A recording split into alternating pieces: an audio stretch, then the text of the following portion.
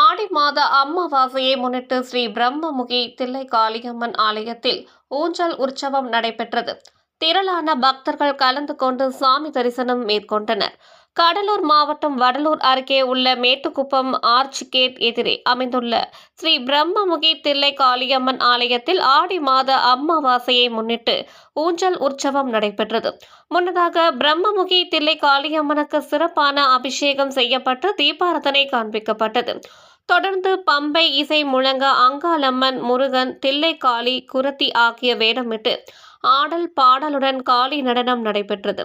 பின்னர் சிறியவர்கள் முதல் பெரியவர்கள் வரையிலான பெண்கள் பாரம்பரிய முறைப்படி தாலாட்டு பாடலுடன் கும்மி அடித்து வழிபட்டனர். தொடர்ந்து இரவு 12 மணியளவில் கோவில் வளாகத்தில் உள்ள 72 அடி உயர தில்லை காளி சிலைக்கு மகா தீபாரதனை காண்பிக்கப்பட்டது. நிகழ்வில் பல்வேறு பகுதியைச் சேர்ந்த திரளான பக்தர்கள் கலந்து கொண்டு சாமி தரிசனம் மேற்கொண்டனர். மனித உறுதி குரல் டிவி செய்திகளுக்காக வடலூர் குறிஞ்சிப்பாடி செய்தியாளர் டி. தனுஷ்.